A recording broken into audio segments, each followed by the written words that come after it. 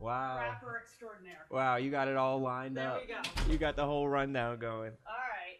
I'm figuring out how I'm gonna sit, position my body because that's what I don't know if I'm kicking a knee up here like this because I want to be squared towards you conversationally. You know, Who's asking the question? whoever you want. I have questions written down, but I want to make it as easy as possible. But I also am taking it seriously too. I'm not just doing it to. Oh, I have to sit. I can't sit. I got to sit over here. Yeah. However you funny, want. Frankie. So all the things aren't like in the camera angle. This is so funny, Rone. I know. I like it. I'm so used to sitting so much closer to people. I know. Do you want me to scooch down? I feel like I want to be closer. Yeah, we can scooch in. I don't But mind Frankie's not scooching. going to like that. It just It's gonna ruin all the work. It's that going she to just put in. yeah, she's like, She just this busted is her ass I for all can just this. sit like that. Sorry. Yeah. I need you to maybe sit all the way back there just because of this camera. Oh boy. Okay, that's fine. You can sit over there, Ron. Yeah, back to where Okay. I was. Back Okay. in my corner. My little Okay. dark corner over here. Are you a Philadelphia native? I am a Philadelphia native. Okay. Yeah, Philadelphia born and raised. Really? Mom from Chicago, dad from New York. Born Okay. in Philadelphia. What happened with the sports team allegiances? Always Philly. Everybody. My parents didn't like sports that much, or my mom's family did, but my parents didn't love sports, so I was like the first one to just like be obsessed with sports. You were. Do you have Yeah. siblings? I have an older sister, but she's not that into sports. My family's all physicists. They're all physicists. My dad, my sister, her husband, all physicists. You come from a family of physicists. Isn't that hilarious? What does a physicist do? They're all like different types of physicists, but Oh, there's like different types? like experiments. Like a nuclear physicist yeah, versus like lasers you got a nuclear one? and stuff. Like my Laser dad is like physicist. a biophysicist, but like he works on like sickle cell research. My sister works for like naval surface warfare. My brother-in-law works for NASA. They're all Jesus. way smarter than me. Wait, are you secretly the smartest one? No, I'm secretly the dumbest one, and it's not a secret. No way, they're all physicists. So what do they think about you? I mean, it's like amusing. What do you guys talk about at the? Are we recording this? Yeah, This is it's amazing. recording right Okay. now. You can start. What do you guys talk about at like the dinner table? I think that they like allow me like a dumber conversation than they They're- would have they're had like- without they're like, me. "Psst." Right. Do It's like they would call have you been Rone or what do they call you? They call me Adam. Adam. Okay, they're because- like Adam's coming home. Dumb it down. Right, exactly. Like no more talk about like space particles or like molecules Splitting or atoms, anything like yeah. that. Let's keep this like in Keep it. a medium he can keep it Gen Pop. understand. Yeah, Yep. we'll be polite to him to let him keep up in the conversation. Okay, so is the conversation at dinner very intellectual? I mean, they have the capacity for it, but it's also like pretty ball busty.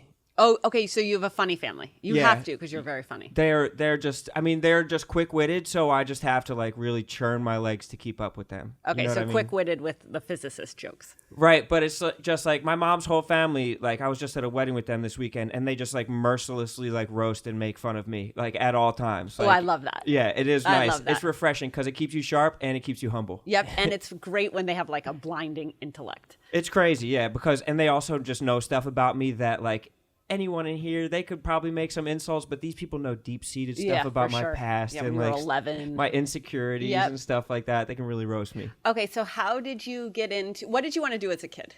I wanted to be a mascot for a sports team. Okay. And then I was like, A wait Philadelphia sports team like or I wanted anyone? to, like the Philly fanatic. I wanted Okay. to just be the guy in the suit, like having fun. But then I was like, maybe I could be like the announcer for a sports team or something Okay. like that. And then later on, I was like, I want to be like an actor. And then I was like, I want to be a musician. And then I wound up here, and I could kind of do like You are all those things. Yeah, it is kind of like a dream scenario where like anything that I ever wanted to do, I kind of can do. So when did you start rapping? I started rapping in college. Let me put this drink down. Okay. I started rapping at Penn State, and I like it was just like something I would do drunk around like a keg, and Like like to we were impress just girls? yeah, kind of like to impress dudes. Like Okay, okay, it was okay. way it was like way cornier. Honestly, it wasn't like cool at all. But we would just be like standing around like and like drunk at like 4 a.m, just like freestyling with each other. And I kind of like became the best of my friends. And then this famous rapper came to Penn State, and I had like a little impromptu rap battle with him, and it was like 2009, and it went viral, and going viral was like a new thing. But then after that, all these like rap battle leagues started calling my phone, or like contacting me on MySpace and stuff that and finding me. And so I got into this whole rap battle circuit. You're still in college? I was still in college at the time. And so I was like driving like a couple hours to New York or to like Ohio to do these rap battle tournaments. And I was studying journalism at the time. I was in Penn State studying journalism, studying theater. And I was writing for the newspaper. I was trying to be like a sports writer, a sports reporter, like I said. And I started doing these rap battle tournaments, and that like took over. That like became my primary focus because I had like positive feedback about it. Sure. People are like, "You're doing good at this," and it's like, well, finally, I'm doing good at something. My family's like solving like the atomic bomb or whatever. You don't even solve the atomic bomb. It shows how dumb I am. Family's probably like creating coronavirus. Like. Yeah, honestly, creating it, solving it. The whole thing. It's a family enterprise. Yeah, it definitely is. It's a family enterprise. And then I that kind of wound up taking over, and I kind of did that for a while. Okay, so who were you in high school?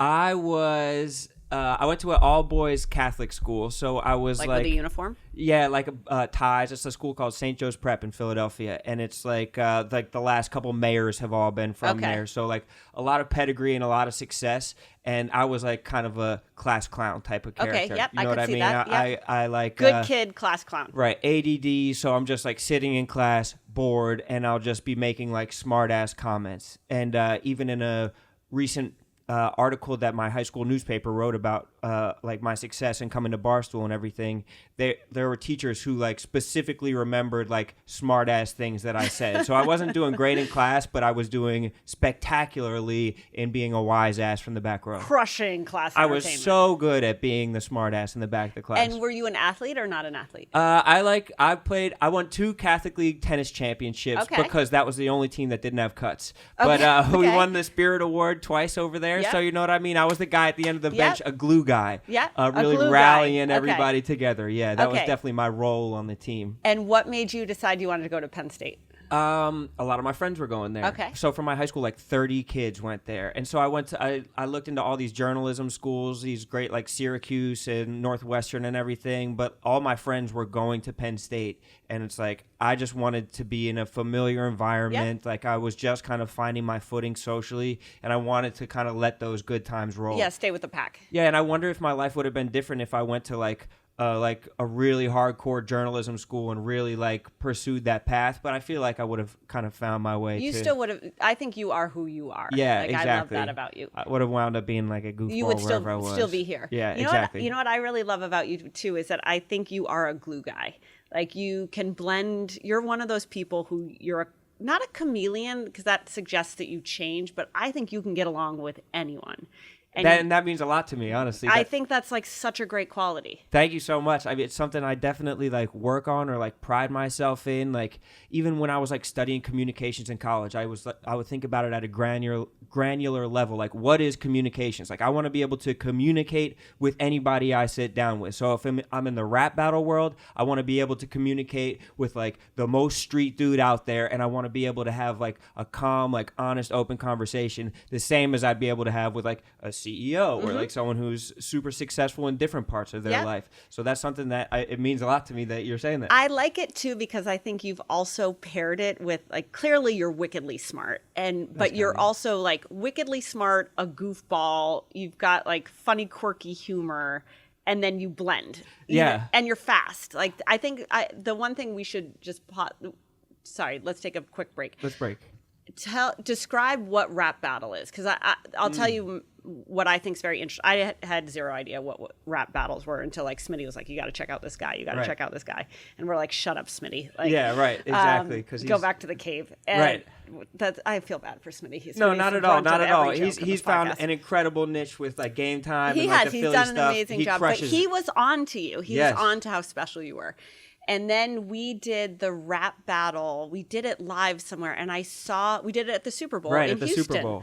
And I saw how quick-witted you had to be with the lyrics, and it's pressure, and it's a beat, and it's a vibe. Like describe for people what that is. So at the most basic form, rap battles are just two grown men yelling angry poems at each other. Mm-hmm. That's the most basic thing, but it's rap like songs broken down. It's pretty much without a beat, and it's evolved to the point where guys will spend like a couple months preparing these rounds for each other and preparing these things to say. And it's like you dig up the deepest and darkest stuff about people and really try to. It's character assassination It's like in rap rhyme form. trolling. It's like a comment section brought to life with your own beat. Exactly. And you have to stand in front of it and you have to dish it out as much as you have to be able to take it. And it's something that, like, I don't know why, but I just thrived at it. And so I got to, like, do these rap battles. It used to be on a beat, and then it stopped being on a beat, and then it's, like,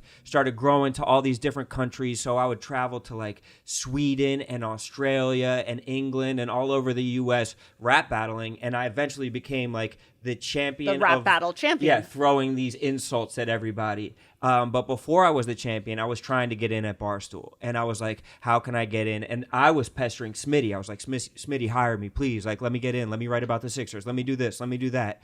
And I didn't really have the pedigree. I didn't have the accolades to be able to be like, this is why I'm good at it. And so once I finally won these like championships, You're like, I got something to show. I'm like, yeah, this is like how I can explain like how hard I've worked and how I've like really mastered this craft and how it can like become a transferable skill. So when you're rap battling like a Swedish dude like that you don't know, how do you come up with the insults? Like what's the prep that goes into It's this? interesting. Like so I also have a background in improv, and one of the things an improv teacher told me was listen like a thief. And so it's like any little thing that you can hear or pick up on, take that and steal it and like turn it into something bigger. So I look at this Swedish guy and he has this like really like laid back demeanor and like he barely emotes at all. And so I'm just like, I turn that into like he's a robot or like he's spineless or like he's supposed to be this like tough Viking, but really he's like this cowardly figure. And I turn these small things I like notice about his personality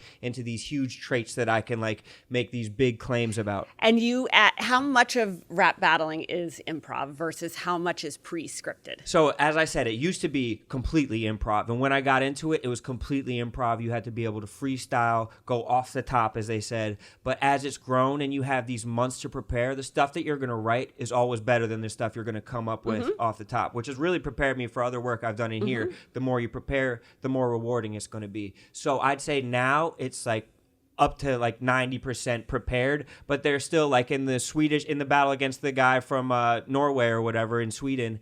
It was like one of the best exchanges was stuff that I was just freestyling in the moment. He was saying like, I don't know how to rebuttal. So I would like rebuttal about him saying I didn't know how to rebuttal or whatever. So just like little small intricacies where I had to be like quick on my feet. Okay. You're so quick on your feet. So you get to Barstool Sports. Yes.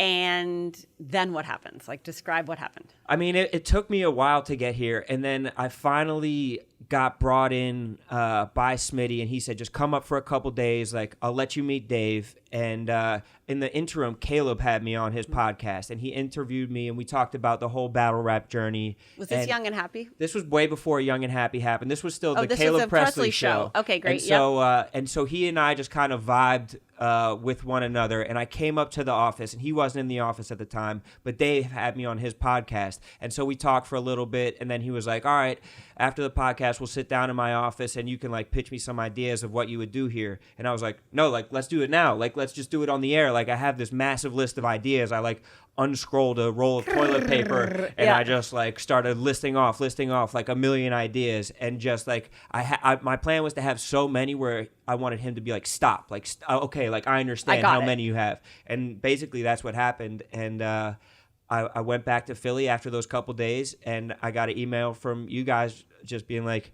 how do we make it happen in here? And within a month, I had moved up to New York. I was like, let's go right away. Like I'm ready to go right now.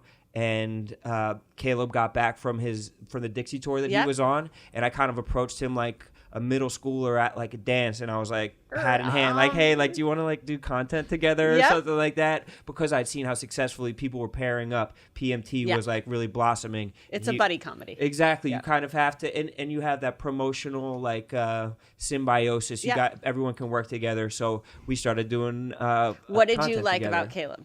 He's so I mean, he's like the whole package. Like he just is like really funny, really witty. He has like taste, style. Like he knows what's funny to himself, and he doesn't try to be someone that he's not. But like over the years, the thing that I've most appreciated about him and that I most learned from him is he has a crazy work ethic when it comes to like making his product. Like when he's making a video, the way that he pours over his edits, I like saw that and I was like, I need to incorporate that into my routine because it's making his stuff that much better. And he's just like so ahead of the curve on editing his own videos. So like I want to be a part of that process. I want to have the attention to detail that he has because like he's just automatically good at it. Not because anyone told him to be, because that's just who he is. Exactly. You want to know what my favorite thing about Caleb is? What? His hair. I do love his hair. How much he reads.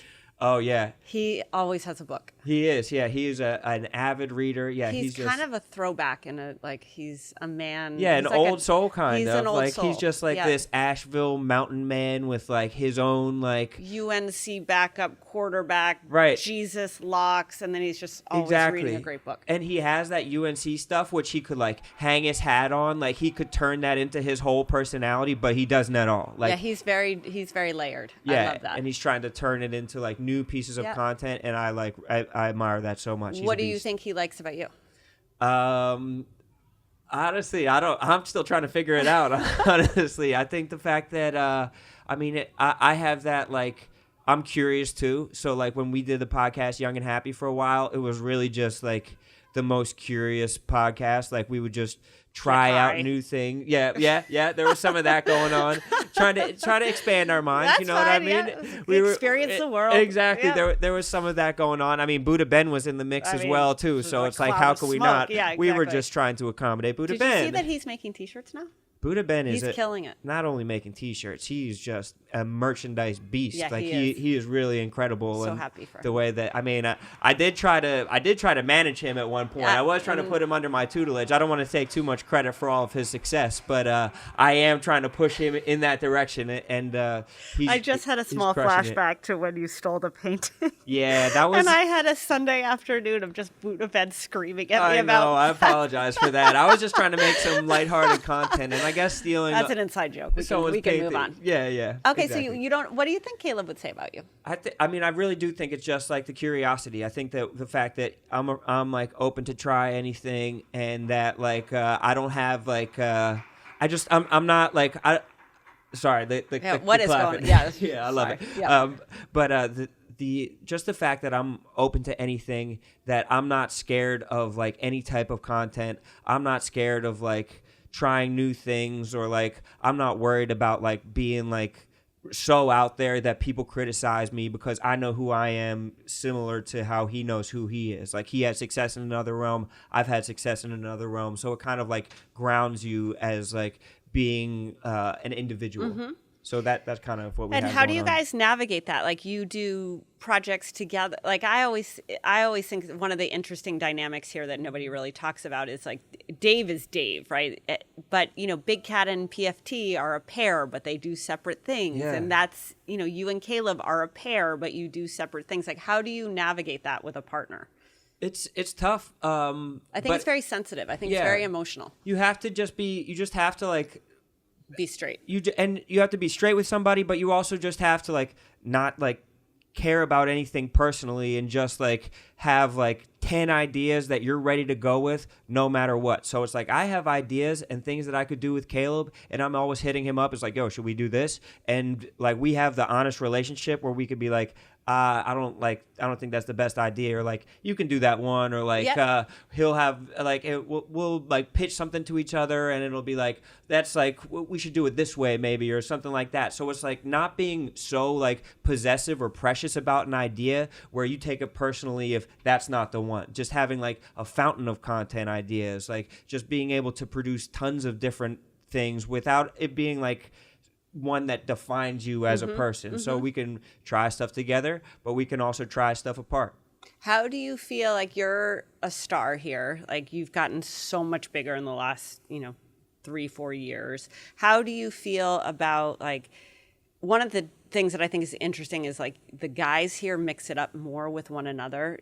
I think this is part of your glue quality, is that I feel that you could get mixed up with anybody here in a really good way. You could make it work on the dozen. You make it work on the yak. You make it work in Young and Happy. Right. You can make it work as storm chasers. You can do Right, your right. own project.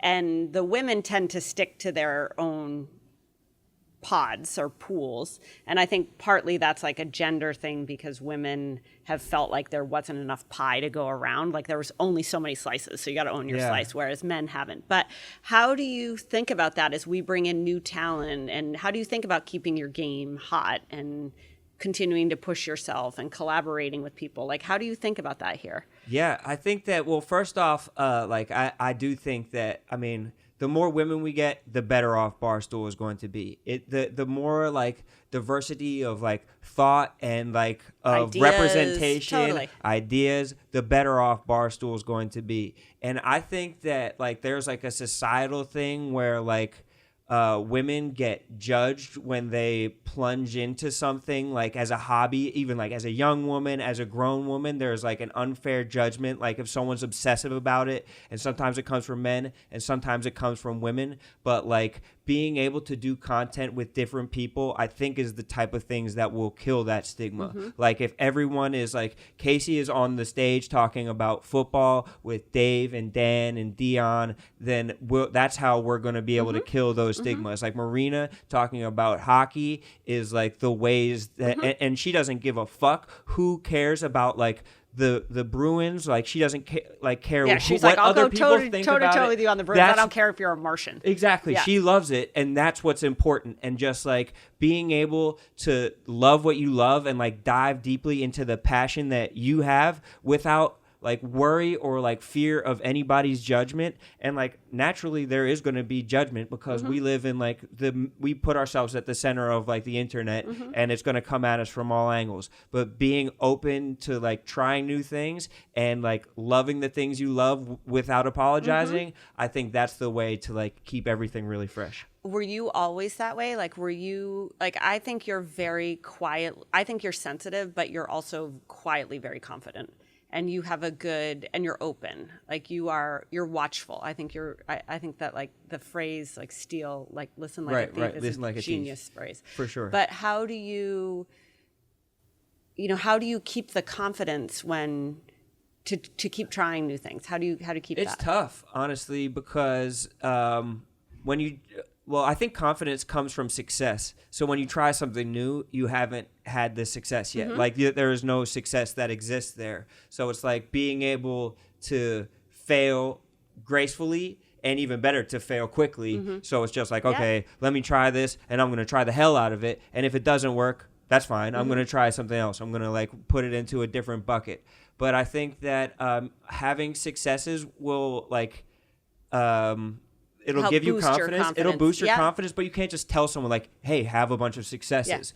Yeah. Just like be Go successful. be successful. Right, just have Yeah. like a ton of Go be a successes. physicist. Like that's, Yeah.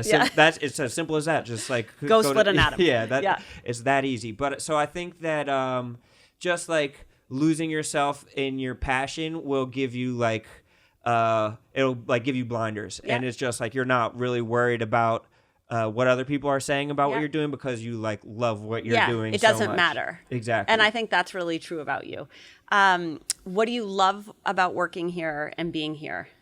I mean, it's really like a playground, and like in like a responsible way. Like it's not like Thank you for saying that. yeah, it's not like people are just like skateboarding. Well, they are kind of skateboarding up and down the hallways, but like it is like I'm facilitated and industrialized to do whatever I want, and that's what I like the most about it. Like I don't crave like power, I crave like creation, Freedom. Like, I want to be able to create and like make things and like do whatever I want, and I'm like industrialized to do that. Like I have the option to like make stuff if I want to. Like I have the option to like suggest stuff to people or to pair up with people or to like collaborate with different people. I think like collaboration is the lifeblood of like new ideas, and that's where like you grow as a content creator. So like we have a whole roster of people that I just have to walk up to their desk and I can say like, hey, do you want to work on this? Like let's make this skit, let's try this podcast, and people are down to do it. And that, like, to me, that's what makes it like a playground for me. Yeah. That's what makes it Disneyland for grown-ups for me.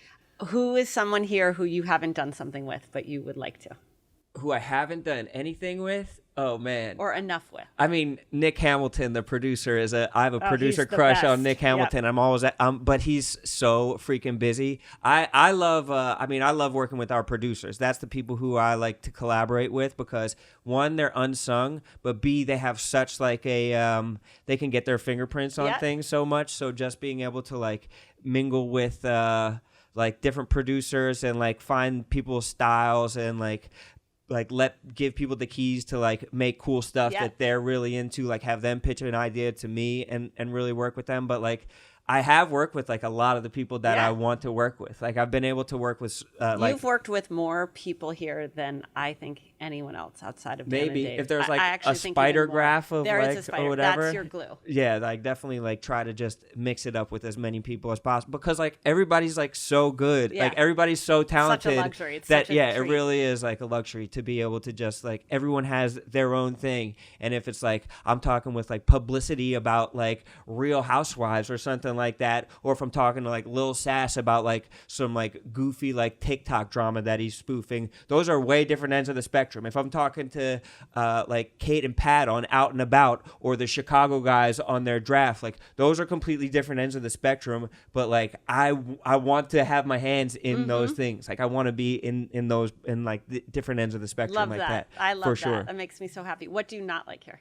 The days are too short for me. That's one thing that like I just want to like really like days like happen so quickly that like I want to be able to like be putting out a video a week like and doing stuff so fast, but like everybody has so much going on that like it's hard to like fit in like hours the just kind of podcast with like Dion or like disappear, yeah. how are we gonna like get this video out on time when this editor is going to need to take 2 days to like get these like cuts, music, and like Yeah. the color correction all done in time. So it's like being able to like fit it all in and like try and do is because like when you have the whole like diner menu in front of you, you want to eat everything, Right. but it's like my stomach can only carry so much. Right. You know what I mean? There's Right. only so many hours in the day. Would be my thing. Okay, and you have a new show. Yes, Neighborhood Eats. It's a show about food. So it's like one of those things where you can just do whatever you want. I want to travel places and eat good food. Like I love to go to a new city and I love to like go to Miami and find out where the best Cuban sandwiches are or go to like New Orleans and find where the best po' boys are. That's like the kind of thing that I was just into as a traveler myself. And I get to do that now as a job. And so I have these like incredible producers, incredible camera people that are making this like TV quality show that is very Barstool. So it's like those two worlds colliding in a fast enough time that we can like pop it up on YouTube. And it's something that I love making and I'm super, super proud of. Everyone should go check it out. Neighborhood Eats. I love it. How are we doing time-wise? Good. Like, Yeah. literally right Oh, on. shit. Cool. All right. I'm having so much fun. I know. I got to ask you Oh, none of the okay. You want questions to I ask me one prepared. question? Oh, all right. Hit me 2 questions. Okay, I'll ask you one of the questions because I know that you're completely swamped. One of my questions is because I listened to your podcast with you and Deirdre and it was fascinating to me because I want to know how someone at Barstool becomes more valuable to the sales department. How Okay. someone like how someone just becomes like a asset that's desirable to be sold. Okay, that's a great question. So I think that how someone becomes, well, look, like there are people who are really valuable for this company because they help take the brand somewhere. They help create meaning and they help create the feeling that is Barstool Sports, like the DNA. I always care about that more than anything. Like, and that was, when you and Caleb came to town, it wasn't like, oh, here we go, we're gonna see like the cash register ringing. It was like, there are 2 brilliantly funny guys. Like, it's great for Barstool. That's Barstool Sports. Like, let's put us with them and see where they can go. I think to be commercial and to be valuable, it's not about being valuable to the sales team. It's about how do you become something that a brand wants to be around as a signal to consumers to buy their product. So, I think there's like tactical things of like, how do you become valuable to the sales team? Like Wallow and Gilly do the single best job of this out of anyone here. When Wallow and The Gilly best. come to Barstool Sports, most of you just dick around in the content pen. Wallow and Gilly go upstairs and they force every salesperson to listen to them, and they will not ever shut up. They just go manhandle the salespeople to pay attention to them. And that's how salespeople get educated about what Wallow and Gilly are doing. So there's things like that, like get to know these people. But that's valuable. I think that's a good tactic. Like, I think they're wickedly smart to do that. I think the second thing is it's exactly what you're already doing. Like, whether it was when you guys did Storm Chasers, or the characters you create at Rough and Rowdy, or Young and Happy, or Neighborhood Eats, like, it's all about brands just want to tell stories to consumers, and they want to be associated with people who their consumers like or want to have have affinity towards. And so if you think about that, like Neighborhood Eats, there's so much opportunity for sponsorship there. Credit cards, Mamitos paper is our towels. sponsor, and they're Exactly. the perfect pairing, an incredible sponsor. And sorry, you guys. No, you're good. This 407 number has not fucking. Do you have one number that gets stuck in Yes. the craw of your phone Yes, and it just it's a doesn't stop calling you? 610. It's terrible. Yeah, 610. You know what it is? Is 610 your area code? Yeah, It's because you haven't paid your phone bill. Is it? Yes. So the phone companies take the first 3 digits of your phone number. So yeah, Really? don't ever answer it. Yeah. Don't ever pay that bill. Don't pay that bill. Don't answer the phone. But that's how I would do it. Like, I think it's that you just got to it's everything that you already said. It's be your true self. It's follow your passion. It's make something that people like, and brands will follow. And if you want salespeople to be aware of you, then go sit and force them to pay attention to you. Salespeople are no different than consumers on the internet. Right. You I know? need to bring it to them. Go bring it. Yeah, no, I seriously do, because that's I feel like maybe the next steps on my journey. I've had all these very broad opportunities to do whatever I want, and now I want to do stuff that's stuff that I want, but also that that makes money. a brand Yeah. can get behind. Sure. That Barstool can not only be proud of from a content perspective, but that's helping the bottom line Yeah, here. And that's right. And that's hopefully that's the next step in my journey. I love that. All right, For sure. Ron, thanks for doing this. Thank you so much for having me. You are the It's best. an absolute pleasure. Actually, you're the best, but thank you so You're much the for best. having me on. All right, Frankie, you're the best.